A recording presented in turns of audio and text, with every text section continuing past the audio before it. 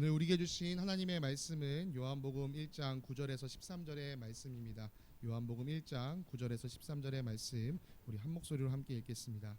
참 빛이 있었다. 그 빛이 세상에 와서 모든 사람을 비추고 있다. 그는 세상에 계셨다. 세상이 그로 말미암아 생겨났는데도 세상은 그를 알아보지 못하였다. 그가 자기 땅에 오셨으나 그의 백성은 그를 맞아들이지 않았다.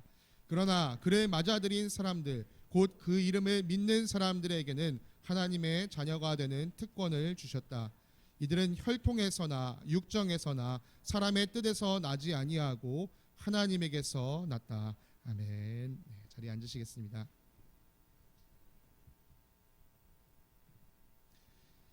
샬롬. 네, 주님의 평강이 사랑하는 성도님들의 삶에 가득하시기를 간절히 기도합니다. 오늘도 우리 가운데 함께 하시는, 또 우리에게 은혜와 평화를 베풀기 원하시는 주님을 온전히 만나는 예배 시간 되길 간절히 소망합니다. 우리 교회는요, 이 매일 성경이라는 묵상집을 통해서 매일의 묵상의 삶을 이어가는 가운데 있습니다. 이 매일 성경이 발행하는 성서 유니온에서 여러 해 동안 연구한 결과 참 오래 멋있는 시스템을 만들었는데, 그것은 무엇이냐?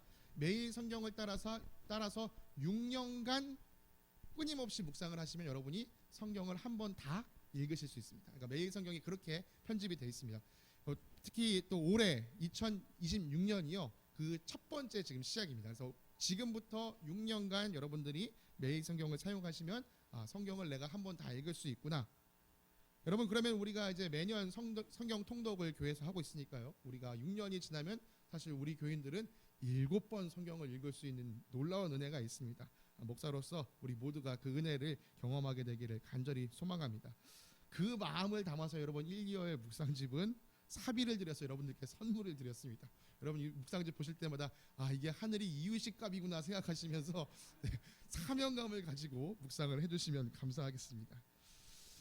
특별히 남은 한 달간의 묵상에 여러분들이 마음을 더 쏟아주시기를 부탁드립니다. 목사로서 정말 부탁드리는 건데요, 왜냐하면 오늘부터 시작해서 부활절에 이르기까지 우리가 요한복음 말씀을 묵상하게 되기 때문입니다. 어제까지 창세기 말씀을 묵상하다가 갑자기 요한복음에서 당황하신 분들도 계실 텐데, 말씀드린 대로 성서 유니온이 여러분들에게 성경을 다 읽게 해드릴 거니까요, 걱정하지 마시고요, 오늘부터 시작되는 이 요한복음 말씀에 여러분들 집중해 주시면 감사하겠습니다. 요한복음을 통해서 우리가 예수님의 생애를 함께 살피면서 우리를 구원하기 위해 이 땅에 오신 구원자 예수 그리스도를 더욱 깊이 생각하게 되길 원합니다. 성경 66권 중에 소중하지 않은 책이 하나도 없습니다만, 만약 이 66권 중에 단 한 권의 책을 읽을 수 있다, 그럼 저는 목사로서 주저하지 않고 여러분에게 요한복음을 추천하겠습니다. 저뿐만 아니라 많은 목회자들, 신학자들도 가장 추천하는 책이 바로 이 요한복음입니다. 이 책은 예수님께서 사랑하시는 제자 사도 요한에 의해 쓰여졌습니다. 요한은 이 책을 쓴 이유에 대해서 요한복음 맨 말미쯤에 이렇게 밝힙니다. 예수께서는 제자들 앞에서 이 책에 기록하지 않은 다른 표징도 많이 행하셨다.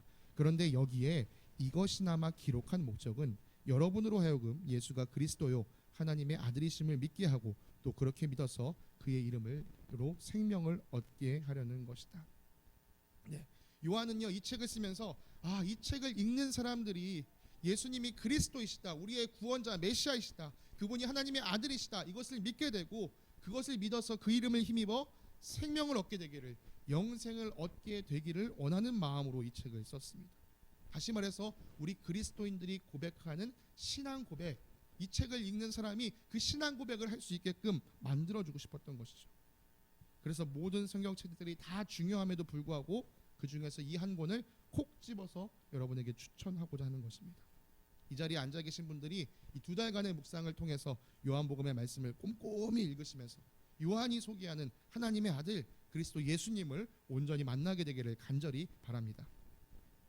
오늘 우리가 함께 묵상해야 할 본문이 이 요한복음 1장 1절부터 18절까지의 말씀입니다. 이 부분은 이 요한복음 전체를 아우르는 프롤로그라고 할 수 있습니다. 즉 예수님이 어떻게 하나님의 아들이신지, 또 어떻게 그리스도이신지를 아주 압축적으로 밑그림을 보여주는 장면이라고 할 수 있죠. 오늘은 그 중에서 특별히 9절에서 13절의 말씀을 우리가 함께 읽었는데요, 우리 앞뒤의 말씀들을 우리가 함께 좀 깊이 생각해 보기 원합니다. 우리 성경에는 복음서라고 불리는 책이 있습니다. 제가 늘 이 복음서 설교를 할 때마다 앞부분에 말씀드리기 때문에 잘 아시리라고 생각합니다만 한 번 더 짚고 넘어가기 원합니다. 신약 성경에는 총 4권의 복음서가 있습니다. 이것을 우리는 사복음서라고 부릅니다. 복음서는 특별히 예수님의 생애에 대해서 집중해서 기록한 책입니다. 복음서를 기록한 사람의 이름을 따서 각각 마태복음, 마가복음, 누가복음, 요한복음이라고 우리가 부릅니다. 이 중에 예수님의 12제자에 속했던 사람은 마태와 요한입니다. 이들은 직접 예수님을 따라다니면서 보고 듣고 배운 바를 기록했습니다. 마가와 누가는 예수님의 직접적인 제자는 아니었지만 이 마가는 베드로를 통해서 예수님에 관한 이야기를 들었고, 또 누가는 당시에 급속도로 전해지고 있는 예수님에 대한 이야기를 열심히 수집해서 아주 순서대로 정리하려고 애썼습니다. 이 4권의 복음서 중에 마태, 마가, 누가를 묶어서 우리가 공관복음이라고 부릅니다. 이 책에는 공통된 관점이 있기 때문이죠. 공관복음이라고 부릅니다. 이 3권의 책은 주로 이 예수님의 갈릴리 사역을 중심으로 기록하고 인간으로 이 땅에 오신 예수님의 모습을 집중적으로 보여줍니다.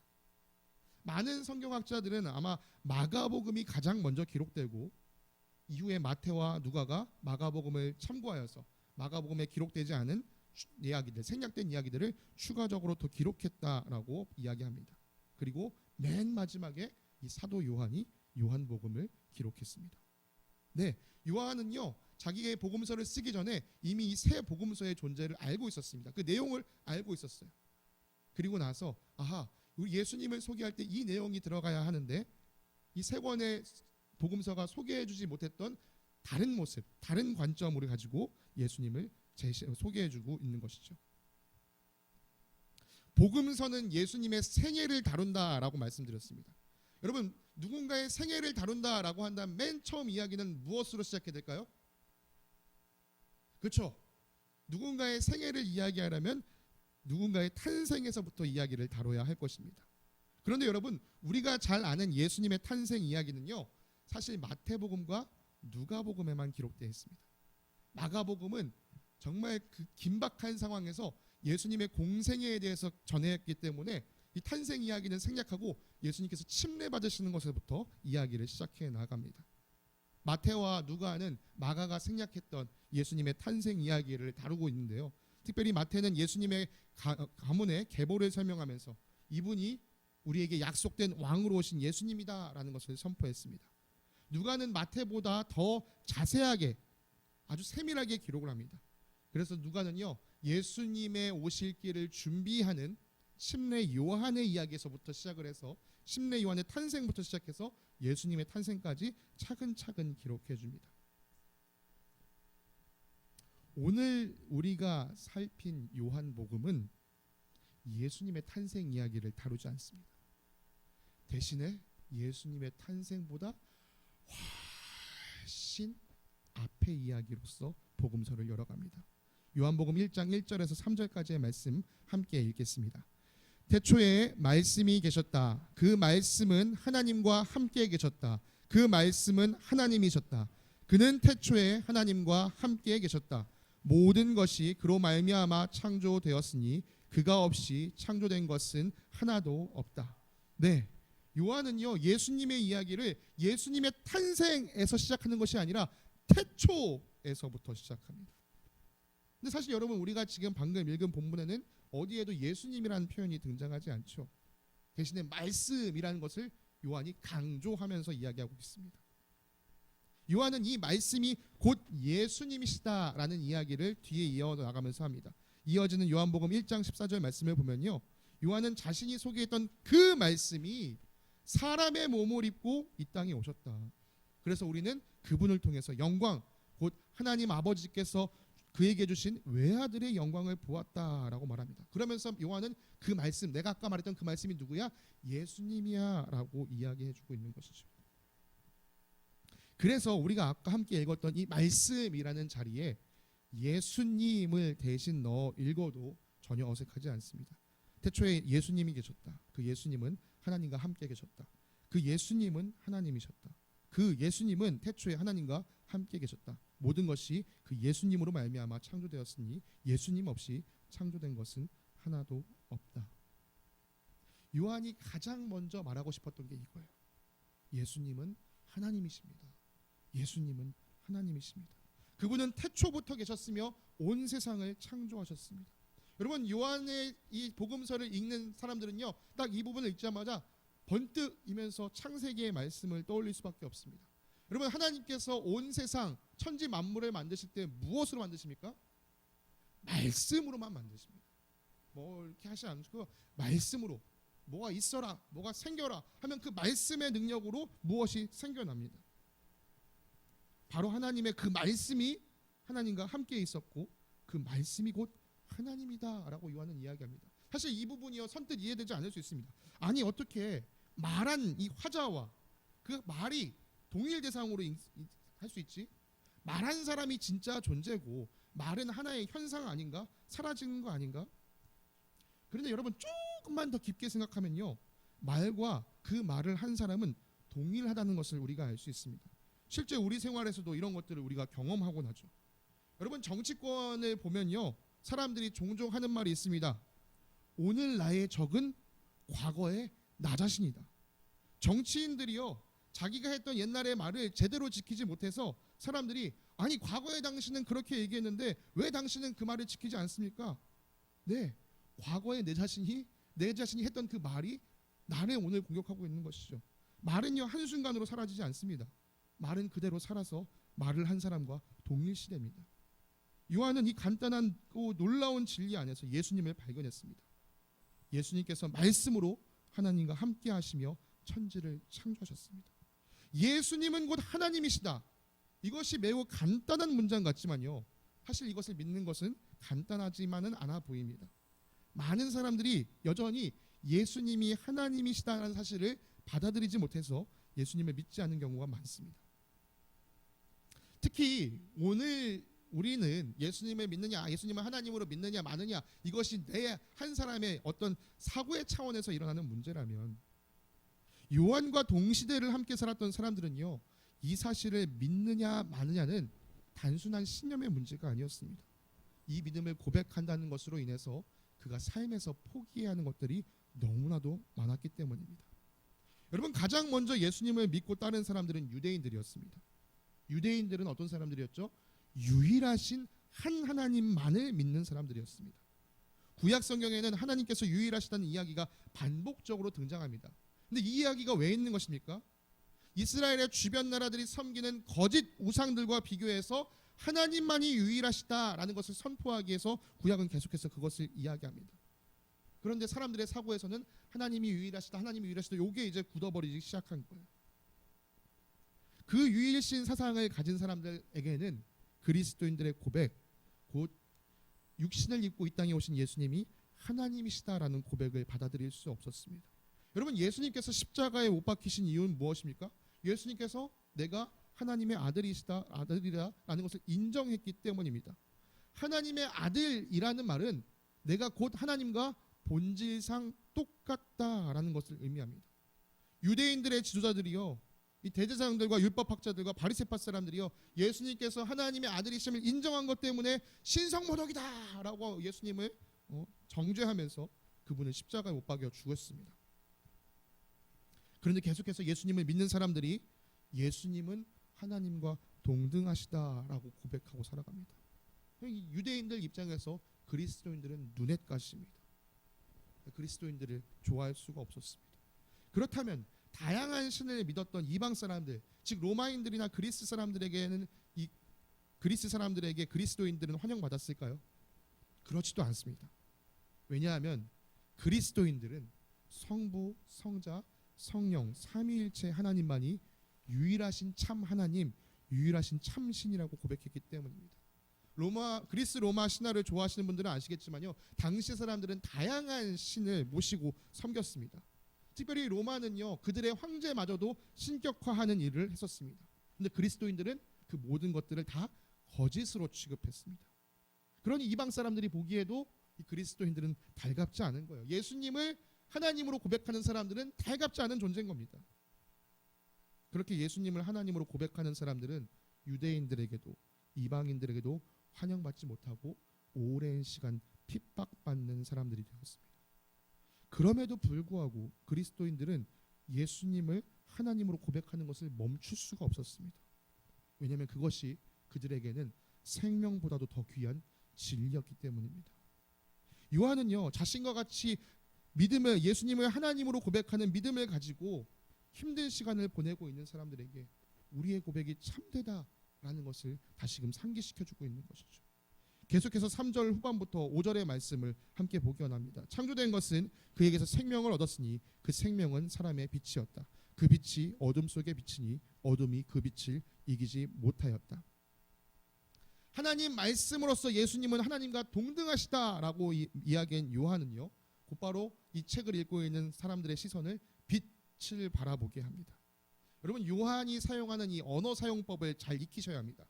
요한은 상징적인 언어를 자주 사용합니다.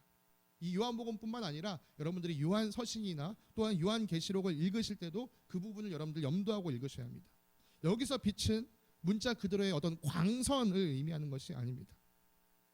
여러분, 한번 이 그림을 봐주시기 바랍니다. 여러분, 이 그림을 보실 때 뭐라고 생각하셨습니까? 설마 이걸 보시고 어떤 사람 옆에 전구에 불이 켜졌구나 라고 생각하신 분들은 없으실 거예요.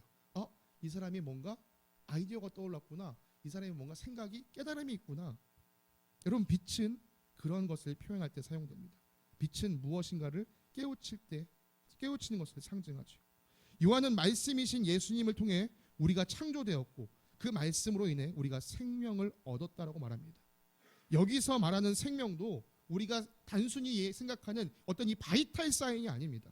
이 생명은 하나님으로부터 공급될 때 누려지는 생명, 곧 영생을 의미합니다. 하나님께서 우리에게 생명, 영생을 주셨습니다. 우리는 그렇게 영생을 받은 사람 존재로서 하나님의 뜻을 분별할 수 있는 존재가 되었습니다. 여러분, 우리에게 생명이 없었다면 우리가 하나님의 뜻을 알 수 있는 존재가 되지 못했을 것입니다. 하나님께서 우리에게 생명을 주시고 하나님의 뜻을 알 수 있도록 해주셨어요. 빛을 우리에게 주셨습니다. 그럼 우리가 어떻게 하나님의 말씀을 알 수 있습니까? 하나님의 뜻을 알 수 있습니까? 그것은 오직 하나님께서 우리에게 말씀해 주셔야지만 알 수 있습니다. 그래서 우리는요, 하나님의 뜻을 알 수 있도록 우리에게 주어지는 말씀을 계시라고 이야기합니다. 그런데 이 계시라는 단어도 잘 보십시오. 10개자의 보일 시자입니다. 보이기 위해선, 무언가를 보기 위해선 무엇이 필요하죠? 빛이 필요합니다. 그래서 빛이 우리에게, 사람들에게 상징적으로 깨닫는 것을 상징하게 된 것이죠. 생명의 근원이신 하나님 말씀에 의해 창조된 우리는 생명과 함께 하나님을 깨달을 수 있는 힘을 부여받았습니다. 그런데 사람은 하나님께서 주신 생명을 가지고, 그 빛을 가지고 하나님을 깨달으려 하지 않았습니다. 사람은 오히려 어둠을 택했습니다. 로마서 말씀에 비추어서 이것을 살펴보기 원합니다. 하나님을 알만한 일이 사람에게 환히 드러나 있습니다. 하나님께서 그것을 환히 드러내 주셨습니다. 여러분, 환히 드러냈다는 게 뭐예요? 밝음 가운데 빛을, 밝은 빛을 비춰주면서 감추지 않고 보여줬다는 거예요. 어디에 하나님이 당신을 감추지 않고 드러냈느냐? 이 세상 창조 때로부터 하나님의 보이지 않는 속성, 곧 그분의 영원하신 능력과 신성은 사람이 그 지으신 만물을 보고서 깨닫게 되어 있습니다. 그러므로 사람들은 핑계를 댈 수 없습니다. 네, 이 우주 만물을 보면서 아하, 하나님이 살아계시구나, 이 모든 것을 만드신 하나님이 계시구나. 하나님으로부터 생명을 공급받은 사람은 하나님이 지으신 세계를 보면서 하나님의 영원한 신성을 깨닫도록 되어 있었습니다. 그런데 어떤 일이 일어납니까? 사람들은 하나님을 알면서도 하나님을 하나님으로 영화롭게 해드리거나 감사를 드리기는커녕 오히려 생각이 허망해져서 그들의 지각 없는 마음이 어두워졌습니다. 사람들은 스스로 지혜가 있다고 주장하지만 실상은 어리석은 사람이 되었습니다. 네, 사람들은요, 이 세상을 보면서 충분히 하나님이 계시다는 것을 알 수 있음에도 불구하고 하나님을 인정하고 싶지 않아서, 스스로 지혜 있다고 말하고 살고 싶어서, 스스로 교만한 자가 되어서 스스로 높이고자 하는 마음 때문에 그 마음이 어두워졌다, 어리석어졌다라고 이야기합니다. 아까 읽었던 요한복음 1장 5절에서 요한은 이렇게 말합니다. 그 빛이 어둠 속에 비치니 어둠이 그 빛을 이기지 못하였다. 사실 이 세 번역의 번역은 조금 아쉬움이 있습니다. 개역개정은 이렇게 이야기합니다. 빛이 어둠에 비치되 어둠이 깨닫지 못하더라. 그런데요, 이 한글 번역은 여전히 아쉬움이 있습니다. 여러분, 이것은요, 원어를 살펴보면요, 못한 것이 아니에요. can't가 아닙니다. don't, 하지 않은 것입니다. 깨달으려 하지 않는 것이에요. 빛이 분명 찾아왔음에도 불구하고 그 빛을 받아들이지 않은, 거절한 것입니다. 여러분, 성경이 말하는 어둠은요, 단순한 무지 상태가 아닙니다. 우리가 앞서 살펴봤던 로마서처럼요, 그것은 적극적으로 진리를 거절하는 마음입니다. 계속해서 하나님의 자리에 나 자신을 올려놓고자 하는 것이 성경이 말하는 어둠입니다. 사도 요한은 어둠이 빛을 어떻게 거절했는지 계속해서 우리에게 이야기해 줍니다. 하나님께서 보내신 사람이 있었다. 그 이름은 요한이었다. 그 사람은 그 빛을 증언하러 왔으니 자기를 통하여 모든 사람을 믿게 하려는 것이었다. 그 사람은 빛이 아니었다. 그는 그 빛을 증언하러 왔을 따름이다. 네, 여기 6절에 나오는 요한은 사도 요한이 아닙니다. 이 요한은 예수님께 침례를 베풀었던 침례 요한입니다. 요한이라는 이름은 당시에 꽤 흔한 이름이었습니다. 그래서 뭐 요한이라는 이 동명이인인 것이죠. 구약 시대의 마지막, 곧 예수님께서 오시기 한 400년 전에 하나님께서는 말라기 선지자를 통해 이렇게 예언해 주셨습니다. 주의 크고 두려운 날이 이르기 전에 내가 너희에게 엘리야 예언자를 보내겠다. 여러분, 이 엘리야는요, 구약 시대 선지자들 중에 가장 뛰어났던 사람입니다. 그러니까 엘리야는 선지자들을 대표하는 사람이라고 할 수 있습니다. 하나님께서 엘리야를 보내시겠다라는 말은요, 과거에 있었던 그 엘리야를 내가 다시 보내줄게 라고 말씀하신 것이 아니라 엘리야와 같이 위대한 사람을 너희에게 보내줄게 라고 약속하신 것이죠. 그리고 예수님은 훗날 이 침례 요한이 바로 하나님께서 말씀하신 엘리야였다라고 밝혀주셨습니다. 침례 요한은 예수님보다 먼저 이 요단강 부근에서 활동하기 시작했습니다. 그의 가르침이 지금까지 있었던 다른 종교 지도자들의 가르침과 너무나도 달랐기 때문에 사람들이 그 주변에 막 몰려들기 시작했어요. 우리가 어떻게 해야 하나님 나라 들어갈 수 있습니까? 어떻게 내가 회개하고 살아가야 됩니까? 침례 요한에게 많이 물었습니다. 그리고 점점 침례 요한의 인기가 막 치솟기 시작했어요. 그러자 사람들이 침례 요한이 도대체 누구지? 궁금해하기 시작했어요. 침례 요한은 분명히 이야기합니다. 나는 약속된 그리스도가 아닙니다. 나는 그 메시아를 준비하기 위해 이 땅에 먼저 와 있는 사람일 뿐입니다. 그 사도 요한이 아까 이야기한 것이죠. 그는 참빛이 아니었다. 그 빛을 증언하기 위해 온 사람이었다. 그러니까 침례 요한이, 사람들이 침례 요한에게 관심을 갖다가 침례 요한이 누군가를 향해서 저분이 참빛입니다 라고 이야기해주면 사람들이 아, 그분이 참빛이구나 하고 받아들이면 됐습니다. 여러분, 침례 요한이 예수님에 대해서 무엇이라고 증언합니까? 세상 죄를 지고 가는 하나님의 어린 양입니다. 침례 요한이 왜 이렇게 예수님에 대해서 이야기했습니까? 하나님께서 침례 요한에게 말씀해 주셨어요. 너가 침례를 줄 때에 누군가에게 성령이 비둘기같이 내리는 것을 보거든 내가 보낸 그리스도인 줄 알아라. 침례 요한이 수많은 사람을 침례를 줬습니다. 그러나 그런 광경을 목격하지 못했어요. 근데 예수님께 침례를 주고 나오는데 정말 성령이 비둘기같이 그 위에 임하시는 것을 보았습니다. 하나님께서 주신 말씀대로 이루어진 것을 보았기 때문에 침례 요한은 이분이 세상 죄를 지고 가는 하나님의 어린 양이다, 이분이 하나님의 아들이다 라고 증언할 수밖에 없었습니다.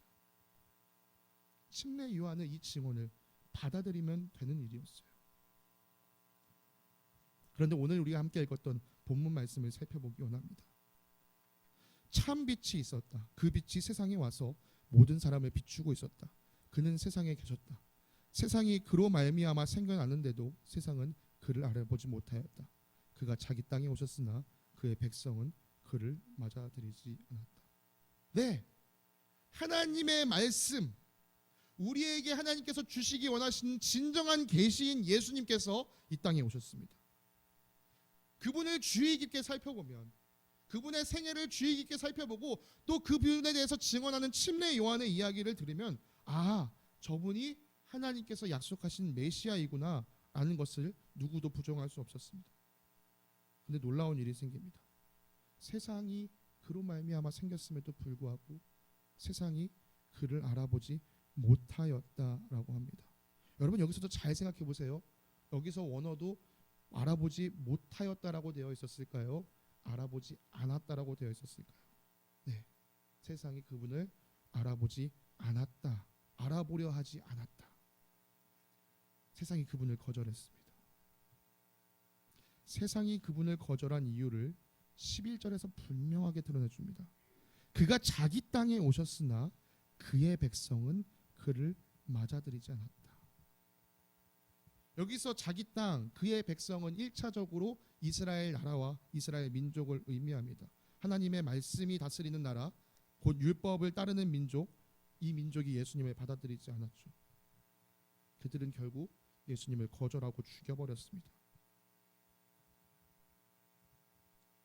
표면적으로는 저 예수라는 작자가 우리가 믿는 믿음에 반대해, 저 사람이 신성 모독을 했어 라는 이유로 예수님을 죽였지만, 실상 그들의 마음 가운데 있었던 것은 무엇입니까?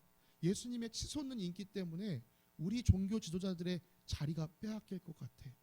내 자리를 빼앗기고 싶지 않아.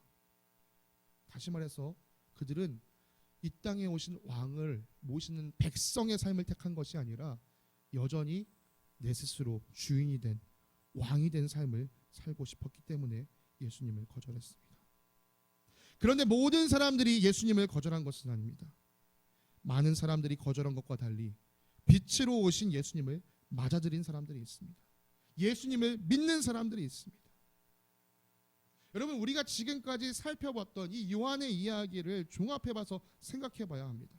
여러분, 예수님은 아까 말씀드린 것처럼 요한은 하나님의 말씀이라고 얘기했습니다. 곧 예수님은요, 우리에게 하나님의 뜻을 밝히 알려주시는 빛, 계시다라고 계속해서 이야기했어요. 결국 예수님을 거절하는 것, 예수님을 받아들이지 않는 것은 무엇을 의미합니까? 하나님의 말씀, 하나님께서 우리에게 주신 계시를 내가 거절하겠다. 하나님, 당신이 무엇이라고 말씀하시든지, 내게 무엇을 보여주시든지 나는 그걸 들을 마음이 없습니다. 나는 믿을 마음이 없습니다. 여러분, 그 예수님을 믿지 않은 것은 이렇게 선언하는 것과 마찬가지입니다. 그런데 우리가 정말 깊게 생각해야 할 것이 있죠. 하나님께서 왜 예수 그리스도를 보내셨다고요? 하나님은 우리가 저지른 죄 때문에 끊어진 하나님과의 우리 사이를 다시 회복하기 위해 예수님을 보내셨습니다. 우리가 저지른 죄의 값을 하나님께서 대신 치르기 위해 예수님을 보내주신 것입니다. 여러분, 그래서요, 예수님을 믿지 않는다, 예수님을 거절한다는 것은 이런 의미가 됩니다. 하나님, 왜 나를 죄인 취급합니까? 설령 내가 죄인이라고 한들 왜 당신이 내 죄값을 치르려고 합니까? 난 당신과 상관없습니다. 내가 알아서 할 테니 나에게 개입하지 마십시오. 하나님께서 관계 회복을 위해 손을 먼저 내밀어 주셨는데 그 손마저 거절하는 것이지요. 계속해서 나는 하나님과 끊어진 관계를 유지하겠다고 선언하는 것입니다. 그런데 여러분, 우리는 누구를 통해 창조되었다고요? 하나님을 통해 창조되었다. 우리는 누구를 통해 생명을 공급받는다고요? 하나님을 통해서 생명을 공급받는다. 그래서 하나님과의 관계가 끊어진 것이 그냥 단순히 하나님과의 연결이 끊겨진, 하나님과의 교류가 없는 것에 그치는 것이 아닙니다. 하나님께서 공급하여 주시는 그 영원한 생명으로부터 단절되어 버리는 것입니다. 나는 하나님 필요 없어요. 나는 하나님이 당신이 내 죄를 위해서 무언가를 해주는 것이 나에게는 의미 없어요. 하나님, 당신이 공급해주는 영원한 생명 난 필요 없어요. 나는 영원한 멸망 가운데 있겠습니다라고 선언하는 것이죠. 여러분, 정말 무서운 점이 무엇이냐? 여기서 멸망이요, 소멸이 아니라는 거예요. 차라리 소멸되는 것이 나을지도 모릅니다. 성경이 말하는 이 멸망은요, 생명이 공급되지 않아서 끝없이 갈급함 가운데 머무는 것입니다. 영원한 목마름, 영원한 배고픔, 끝나지 않는 고통 가운데 있는 것이죠. 여러분, 이 참혹한 것을 하나님께서 주셨습니까? 아닙니다. 하나님은 우리가 이 참혹한 길에서 벗어날 수 있도록 예수 그리스도를 통해 길을 열어주셨어요. 그런데 그것마저도 거절해서 스스로 사람들이 멸망 가운데 머물기를 택한 것입니다. 요한은 우리에게 이렇게 얘기합니다.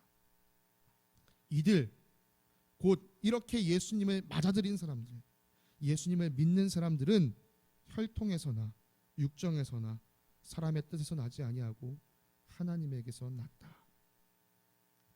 났다. 출생했다. 여러분, 이 표현이 요한복음에 읽는데 매우 중요한 표현 중에 하나입니다. 앞서 12절에는 예수님을 믿는 사람들이 하나님의 자녀가 되는 특권을 얻었다라고 했어요. 하나님께서부터 났기 때문에 그 사람들이 하나님의 자녀가 되는 특권을 얻게 되는 것이죠. 예수님을 믿은 사람들은 하나님을 통해서 난 것입니다.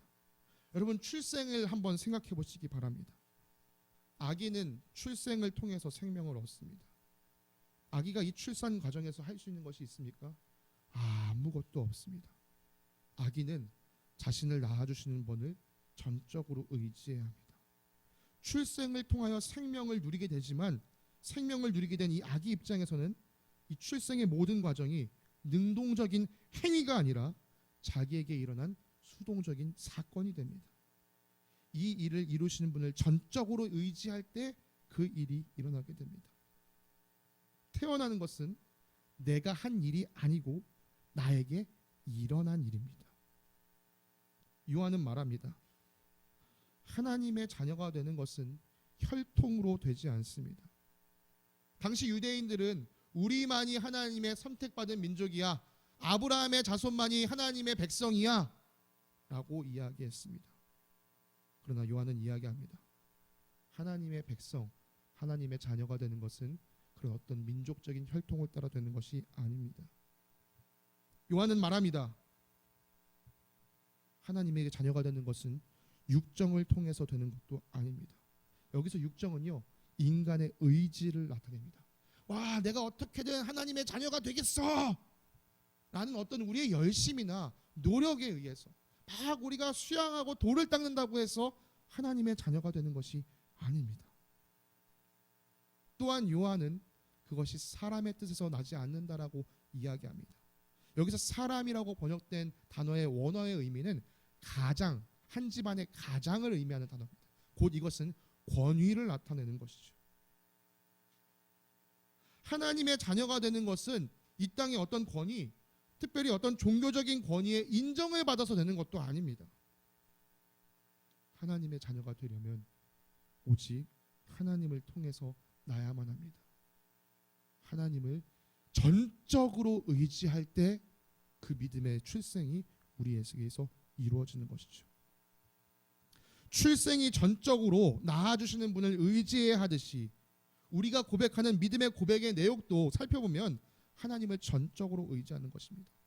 내가 도무지 갚을 수 없는, 그러나 반드시 치러야 하는 내 모든 죄값을 하나님께서 예수 그리스도를 통해 전적으로 갚아주셨음을 믿고 이제는 나를 구원하신 예수님을 전적으로 의지하며 살아갑니다.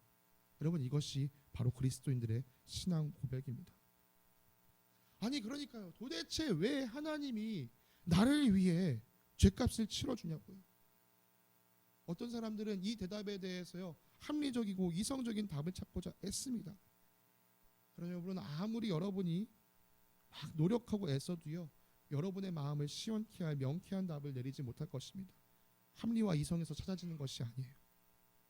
이 질문의 대답은 성경에 이미 너무나도 명쾌하게 나와 있습니다.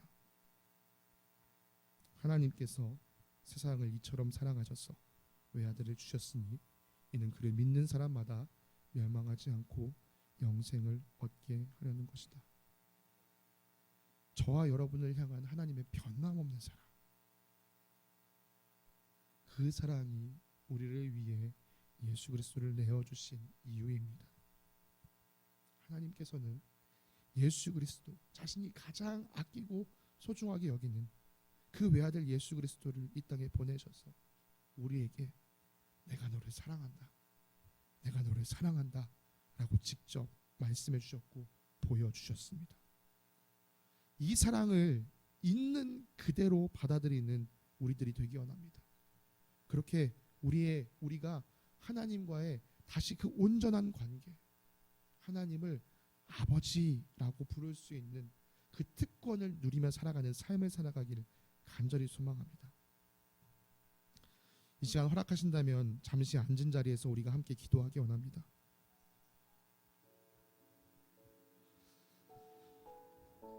오늘 말씀을 들으시고 하나님의 사랑을 예수님을 통해 드러난 그대로 받아들이기 원하시는 분이 계시다면, 그렇게 예수 그리스도를 믿기 원하시는 분이 계시다면 이렇게 기도하시면 좋겠습니다. 하나님, 제가 하나님 사랑을 있는 그대로 받아들입니다.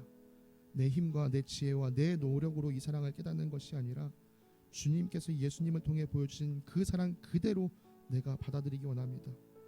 내 마음의 문을 두드리시는 성령님을 내 마음 가운데 모십니다. 이렇게 기도하시면 좋겠습니다. 아직 예수님의 마음에 받아들일 준비가 되지 않은 분들에는 이렇게 기도하시면 좋겠습니다. 하나님, 제가 하나님을 향해 한 발짝 더 용기 내어 나갈 수 있게 도와주십시오. 하나님은 나를 벌하기를 기뻐하시는 하나님이 아니시라 구원하기를 기뻐하시는 하나님이심을 제가 알게 하여 주십시오.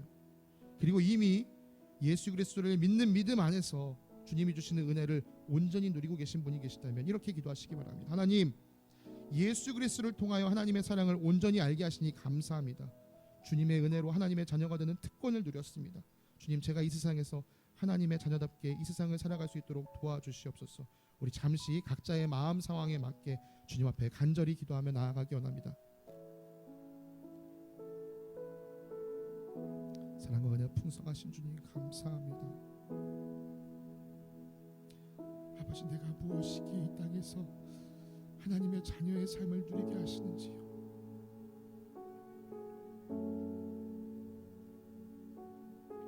주님이 내게 베푸신 크고도 놀라운 은혜를 찬양합니다.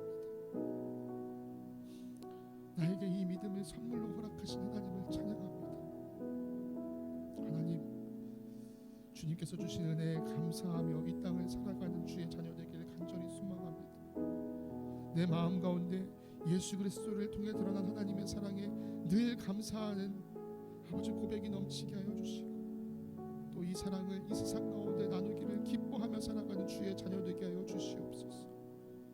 주님, 이 자리에 혹여나 예수 그리스도로 통해 드러나는 하나님의 사랑을 온전히 받아들이기 원하는 사람이 있다면 아버지, 그 마음 가운데 주의 사랑의 빛을 가득 부어주시고, 또 아직 주님을 향하여 마음을 열 준비가 되지 않은 사람이 있다면 끊임없이 그 영혼을 향하여 하나님께서 들려주시는 세밀한 사랑의 음성이 아버지 누려지게 하여 주시옵소서.